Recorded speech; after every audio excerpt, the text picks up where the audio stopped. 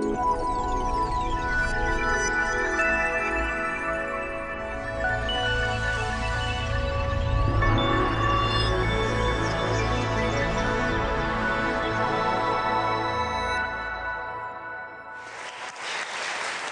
the Obama future in the light of the past.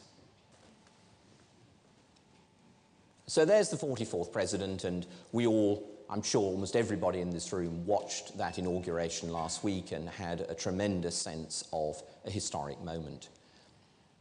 I'd been asked to go on the PM program on Radio 4, and the idea was that I was supposed to offer some comment on how his inaugural address echoed and reflected inaugural addresses of the past. There he is solemnly swearing, or at least he's not really solemn there because, of course, that's the moment when they get all tangled up with their words. So, but anyway, that is the main point of the inauguration. And then he gave the speech of a lifetime, that moment when he's finally president, he's finally consecrated, if you like, in this great democratic coronation that is an American inauguration. But what was striking about that speech was that it didn't do some of the things that had been predicted. We were told that there was going to be a lot about Lincoln in this inauguration. Maybe there would be stuff about Roosevelt, some of the great inaugural addresses of the past. Yet, that didn't really happen.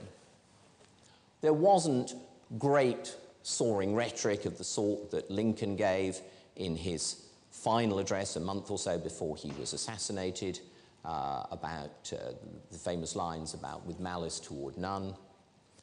Nor was there a sense of Kennedy's inaugural. The torch has been passed to a new generation of Americans. And in fact, I was thinking about this as I listened, and for a moment thinking, well, is this a missed opportunity?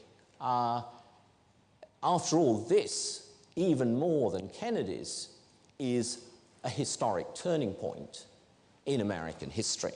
But he didn't give us that sort of great sweeping phrase, something like Kennedy had done. On the other hand, we had very sharp, very powerful little word snippets, sound bites, if you like.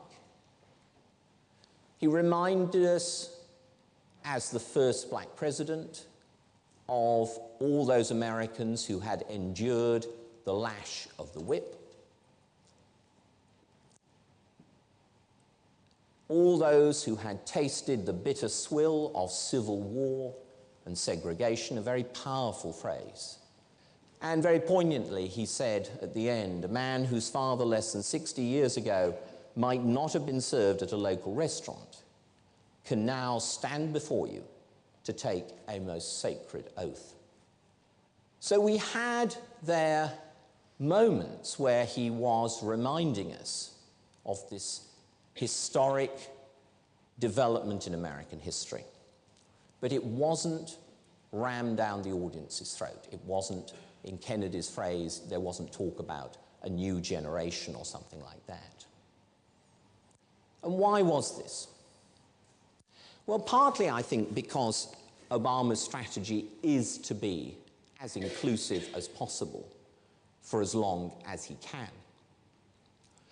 But also because it seems to me that one of the things that's really striking about this moment is, although it's often described as the first black president of the United States, it seems to me that the issue of race in American life, historically and then moving on into the future, is rather different. I prefer to think of him as the first mixed-race president, and I want to explain why. In 2008, people who call themselves white amount to 2/3 of the American population, according to the US Census Bureau. Of the rest, 15% call themselves Hispanic, 13% black, 5% Asian. The US Census Bureau sticks rather obstinately to these old categories, and it asks people to identify themselves in these ways. That's 2008. In 2050, it's estimated that whites will be less than half of the US population. That's going to be a huge change in the pattern, the historic balance of America compared to the story in the past. But there's something else as well. This quote I found rather arresting from a demographer at the Brookings Institution. Obama is America in 2050, multiracial, multi-ethnic. By then, the term Hispanic and the term white will have no meaning because there will be so much intermixing. And it seems to me that if that anticipation is right, that is a forward-looking significance, if you like, to Obama's inauguration. Talking about the first black president is, in one sense, putting a closure on the past, the redeeming, if you like, of the original sin in which the United States was conceived, the sin of permitting the continued existence of slavery in a land of liberty. But the whole character of America will be fundamentally different by 2050. Indeed, the character of our world will be fundamentally different. And that, for me, is part of what is exciting about Obama, that complicated background, Kenyan, American, raised in Hawaii, raised in Indonesia, that will be the kind of pluralist, complicated world that we will be living in which those pernicious categories of race that color-coded American history and the history of many other countries, not least this one, that will be a thing of the past. And it seems to me, I have no real idea why Obama did not pull out the stops on this issue in the way that some might have expected. As I say, part of the reason is, I think, his efforts to be inclusive. But in another sense, I think he is looking forward to a completely different kind of America, a completely different kind of ethnicity, and a completely different kind of world. And that's something that I found particularly striking and exciting about his presidency. Here's another mixed-race person, Tiger Woods. Tiger Woods was told by his father that it would be really important to be the first black to wear the green jacket, in other words, to win the US Masters. But Woods was not comfortable with that description, black, because it didn't do justice to his ancestry. He coined the term cablination, meaning that he's a mixture of Caucasian, black, Indian, meaning Native American, and also Asian. And if you think of cult figures in our world, he is another kind of role model, a sort of a figure similar to the kind of person that Obama represents. So in a way, I think the man was the message last week. He didn't have to say too much about a torch being passed to a new kind of American. Simply standing there behind a lectern emblazoned with the seal of the President of the United States, that was enough. And it was a very powerful message. What else did he have to say? Well, on foreign policy, and you're, I'm sure, familiar with this, he began by warning firmly and strongly that he would not be a soft touch. For those of you who seek to advance their aims, by inducing terror, you cannot outlast us, and we will defeat you. But then, to the Muslim world, we seek a new way forward based on mutual interest and mutual respect. And he has already been practicing that with his first, practicing what he preached with his first radio interview and so on. And also this line about, we will extend a hand if you are willing to unclench your fist. In the body of the speech, it seemed to be aimed at dictators generally, but more specifically now it seems to have been applied particularly to Iran.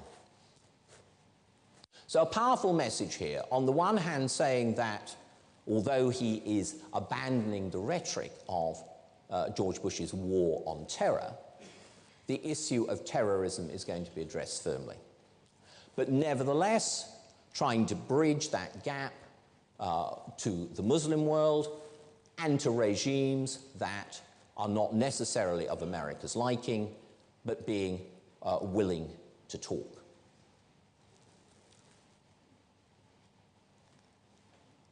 Also, I found very striking what he was saying about domestic development, and again, it seems to me to fit into certain long-term patterns of American history.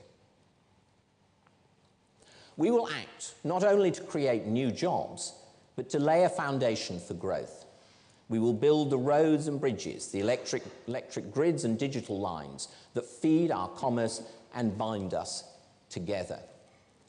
This is not just a major public works program, but it's a public works program appropriate to the 21st century, renewing America's means of communication, getting into the digital age. And of course, one of the slightly amusing things or poignant things that happened when Obama's team got into the Oval Office, perhaps you remember reading this, was to discover just how Brontosaurus-like the computers that the Bush administration had there were really. That, in fact, digitization and modernization has to begin right at the center of American power because it was so decrepit and so backward. So this is Obama echoing the rhetoric in a sense of the New Deal back in the 30s, but nevertheless, 1930s, but nevertheless saying it's got to be appropriate to the kind of new age, the new demands of a 21st generation, a 21st century generation of school children for whom the internet is the main means of communication and so on. And also, of course, this emphasis on sustainability. We will harness the sun and the winds and the soil to fuel our cars and run our factories. This is going to be, I think, a green president, a person who will take this aspect of seriously and will, again, move fundamentally away from the policies of the Bush administration. We will work tirelessly to roll back the spectre of a warming planet. So on foreign policy, domestic policy, some very striking statements of agenda. But we also need to remember the loneliness of power. The loneliness of power.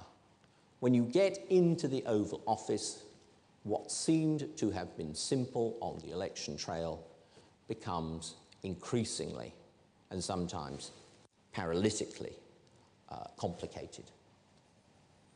And here's a picture of one president who thought it was simple and in the end found it was really, I think one would have to say, beyond him. One of the most striking stories of what it was like to come into the Oval Office and face the realities of power was a story often told by Franklin Roosevelt. Roosevelt had given one of the great inaugurals, and certainly one of the great inaugural lines, warning Americans, or telling Americans at the depth of a depression which was far worse than this one, when in all but 10 of the 48 states, the banks had completely failed, that the only thing to fear, the only thing we have to fear is fear itself. Now, Franklin Roosevelt was the wheelchair president. This is a rare picture of him taken by a close relative, the sort of picture that did not appear in the American press or the world's press, because he was paralyzed from the waist downward. He had been paralyzed as a result of probably of polio, not absolutely certain, but I think so, in 1921. And his legs were pretty much useless. In fact, he was described by General Vinegar Joe Stilwell in a typically acid comment as old rubber legs. And that was true. It was nasty, but it was true. Roosevelt's legs were useless. Roosevelt was, on the day after his inaugural, he was wheeled into the Oval Office, finally to get started on this job of trying to get America going again. And he found this very strange situation, which in a way is echoed by the Obama's people's discovery of how inept the IT was in the Bush administration, that the room had been cleared. There were no pictures on the walls. The desk was bare. He was wheeled in. He pulled open a desk drawer, couldn't find anything to write with, any paper. And as this sort of almost encircling moment kind of crept in on him, he found that his mind seemed to be bare as well. He couldn't think what he ought to be doing or what he ought to say. So he looked for a phone. There's no phone there. He's looking for a button to press. There's no buttons. And in the end, he just shouts for help. And his staff come in running. But that was a story Roosevelt told on many occasions. It's partly a comment, of course, about his own paralysis and the difficulty of moving, but it's also a comment on that dawning moment when you finally get into the job, when you realize what a mountain you have to climb. Now, Obama is one of the best prepared American presidents, certainly Democratic presidents, for a long time. Jimmy Carter, back in 1976-7, and Bill Clinton in the 90s, took a long time to get their administrations together. By comparison, Obama got the main people lined up at a very early stage and was ready to start making moves. Even so, there must have been moments already where he will have realized that strange impotence at the heart of a superpower. The strange feeling that Roosevelt had in 1933 about the difficulty of getting things done. Remember the realities of power in the American political system. There's the White House, which all over the world is the symbol of American power.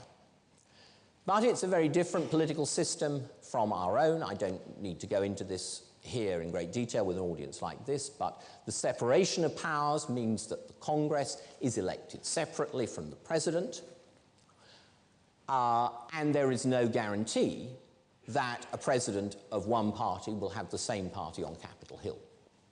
And much of American political history has been about the deadlock between a president of one party and a Congress from another. Now, in Obama's case, of course, he does have substantial Democratic majorities on the Hill.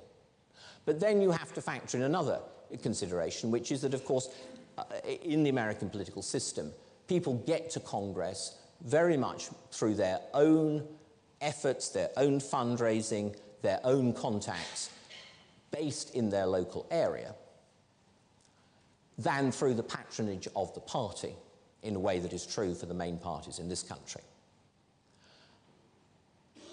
And what's more, all the members of Congress, the House of Representatives, are up for re-election every 2 years. So basically, as soon as they finish one election campaign, they start the next one. So they are oriented to the local realities. The president has considerable amount of patronage and largesse that he can hand out, and sweeteners that will help with this or that problem in this particular constituency. Nevertheless, he doesn't have the same amount of leverage as a party leader does over party members of parliament in this country. And that is a part of the reality that will hit Obama fairly soon. Just how difficult it is to get individual and individualist members of Congress to do what he wants. In fact, if you think back over American history, there haven't been many vigorous and successful reformist presidents in the 20th century. Really, I think probably four main ones. Woodrow Wilson in 1913, blessed by what I just described, a fortuitous conjunction of Democratic President and Democratic Congress to begin with, because the Republican Party had been split in the 1912 election. Franklin Roosevelt in 1933, and indeed for much of his first term, that's the basis, that political conjunction of forces was the basis of his New Deal. But even for Roosevelt, he ran out of steam in the second term. The 1938 elections brought back a lot of Republicans to the Congress, and the last 2 years of Roosevelt's second term were pretty much bankrupt as far as domestic achievements were concerned. In fact, if Franklin Roosevelt had simply done 2 terms, which would have been the expectation under the tradition of the American presidency, and had retired in January 1941, he would have been remembered probably as a president who got America over the worst of the Depression, but didn't really resolve those problems. In 1939, you still have nearly 20% of the workforce out of work in the United States. So Roosevelt, even Roosevelt's political window of opportunity was a relatively brief one. Lyndon Johnson had a window of opportunity after the 1964 election, the defeat of Barry Goldwater. That's when he got his Great Society program through, and through the Voting Rights Act, which was of enormous significance in giving a legal framework backed by the federal government for the support of black voting rights in the South. But then, of course, everything went wrong for Johnson because of his handling of the Vietnam War. So a president who seems on top of the world in 1964 doesn't dare run for re-election in 1968 because he knew he would have been crucified. So that was a short and brutal, short experience of presidential power, and it ended very brutally. And then, of course, Ronald Reagan in the early 1980s, 1981, when he comes to power, again, he doesn't have overwhelming majorities. He requires a lot of cooperation from Democrats in Congress, conservative Democrats in Congress, but enough to get a lot of his reform programs through in the first couple of years. But if you look at the, as it were, the compass of American history in the 20th century, that's really, those are the presidents who really got something done. So a mandate for change is really the exception rather than the rule in the American political system, because that system is designed to stop presidents taking hold of the political system and driving it the way they want. And that takes you right back to the Founding Fathers and their determination not to have a repeat of what they considered British royal tyranny. One of the lines that particularly struck me in the inaugural address was this one: God calls on us to shape an uncertain destiny. An uncertain destiny. And that was, I found, an echo of something Franklin Roosevelt said in the election campaign of 1936, where he said Americans had a rendezvous with destiny. But a very different tone there. I think rendezvous is a sort of very Rooseveltian phrase. It's kind of breezy and upbeat and so on, and it's about really kind of meeting destiny and embracing it, and off we go.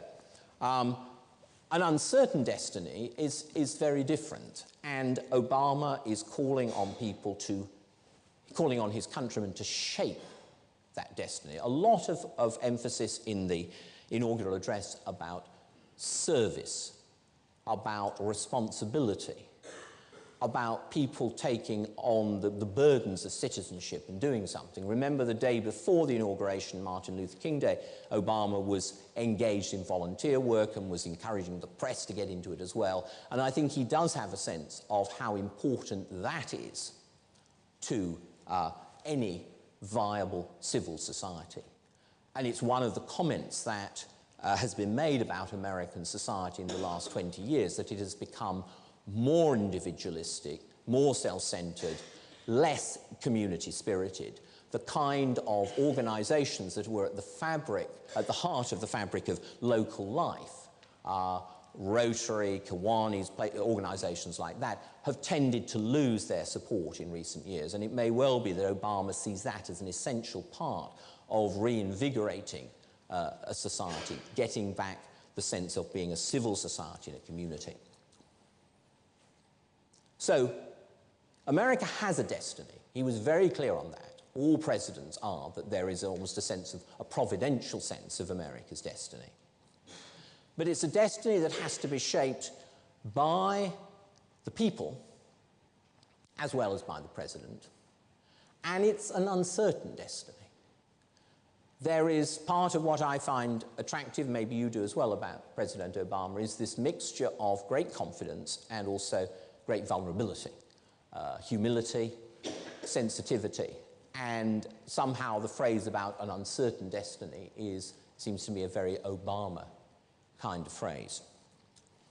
But one aspect of the uncertainty that I think is particularly important to keep in mind, and it relates to what I was talking about in my book about the empire of liberty, is that America is now, in many ways, has been a strange empire. I won't go into that in detail, but one of the striking things is that during the course of the 20th century, it changed to use the phrase of historian Charles Meyer at Harvard, it changed from an empire of production into an empire of consumption.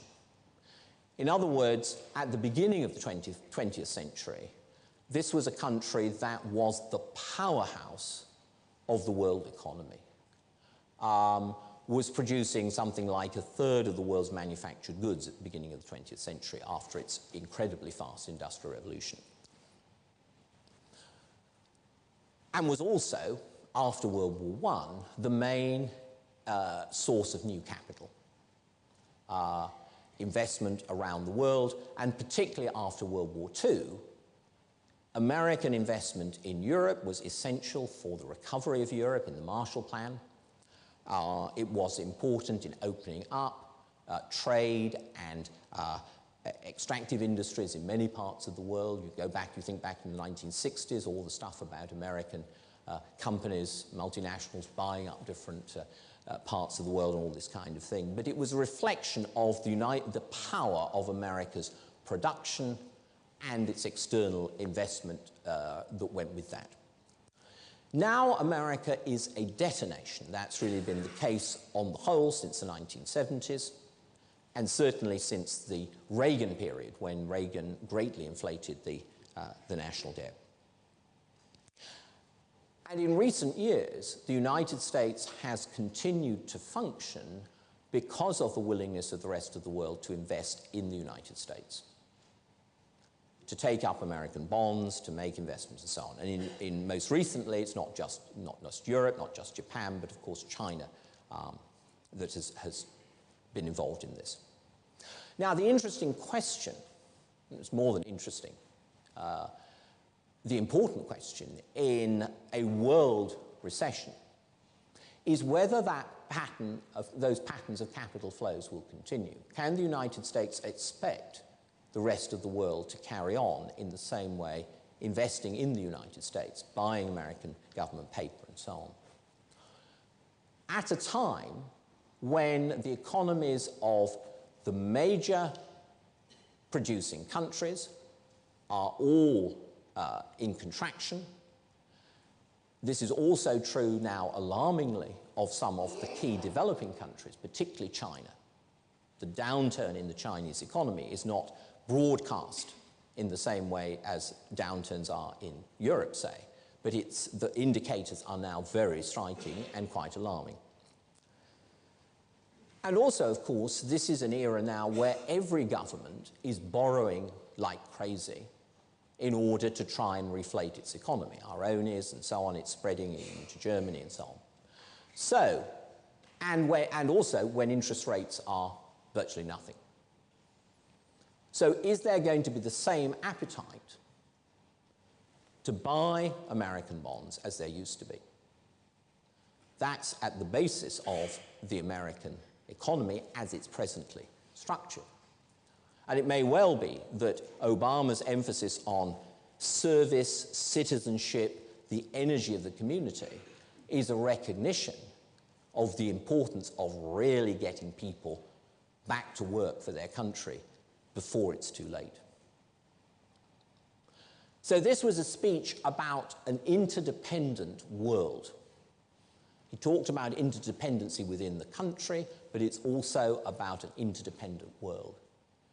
And Obama, I think, has an intense sense that the uncertain destiny of America is tied up with the uncertain destiny of our world at the moment.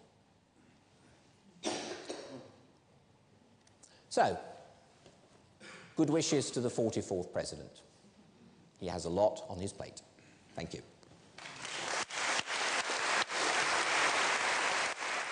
Thank you very much, David.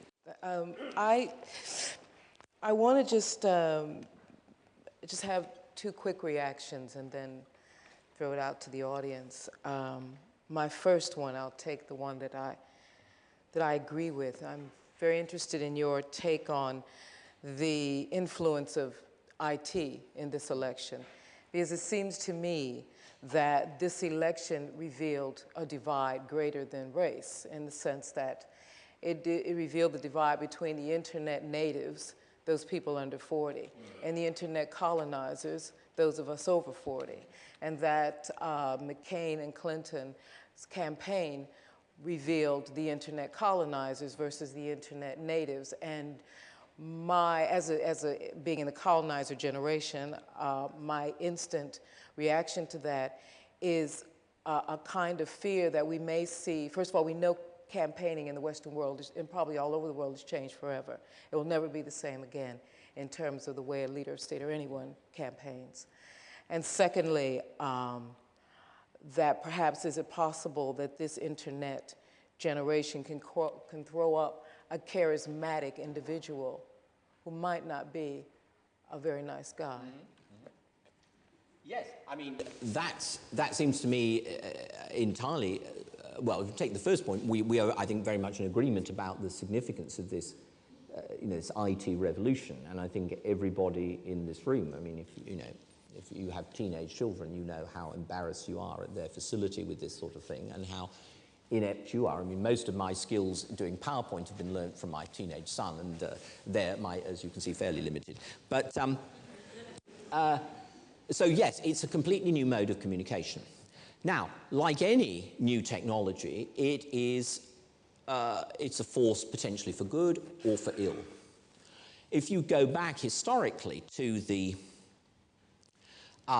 beginnings of mass democracy early in the 20th century, and in particular the way that leaders used things like air travel or the radio.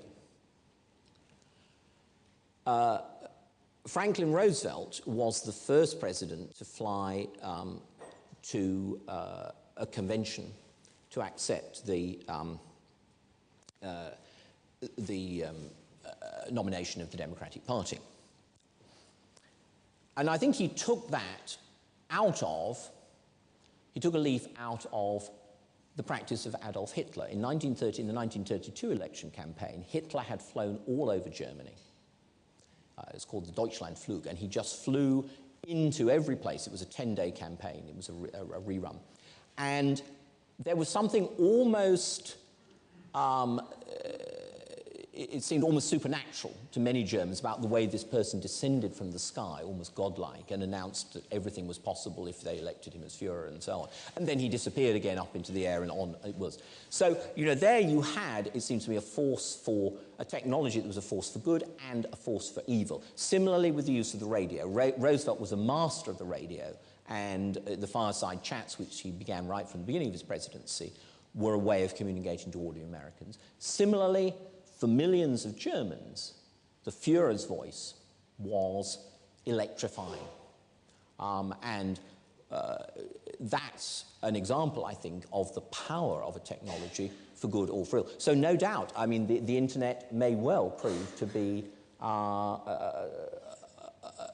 create very negative trends in politics, as well as ones which at the moment Obama has used, as it were, positively to his advantage and to that of democracy. And my second, I mean, it's not really a question, it's a point. I remember, I'm from the same neighborhood as Michelle Obama. and grew up in that neighborhood, and Barack and Michelle live still in that neighborhood and not far from one of my brothers. So I know pretty much where she came from. I know pretty much where Barack came from. And Barack calls himself black, and I think he's been quite precise about it. I didn't take very seriously at first when there was discussion about whether Barack, in fact, I was asked on today if Barack, is it accurate that Barack was the first black president. I was actually quite upset when I was asked that question, because the fact that he calls himself black, I thought, well, I mean, why can't we just accept that? Why is that accepted? Michelle Obama answered this once when someone asked Michelle, aren't you afraid of Barack getting shot? And she said, Barack can get shot going to a petrol station to get some gas. Barack can get shot going down the street because Barack is a black man. And I think what's important here, my point, is that Barack Obama has embraced and experienced as well. And that's the most important thing in relation to this presidency. He's accepted and embraced a political experience. It has to do with the way he would function in society, the way he would be accepted in society. In the neighborhood that in my city, which is still considered, the city I was born in, Chicago, which is still considered the most segregated city in the United States for a lot of reasons. Barack Obama, before he became who he is, could not have bought a house in a white neighborhood because he would be considered black. And in fact, Mary Seacole, who, as you know, was Florence Nightingale's contemporary, was elected the greatest black Briton by black British people, even though her father was white. So it's a question of how he has presented himself in the world, what he's chosen to embrace, what he's chosen to define himself as.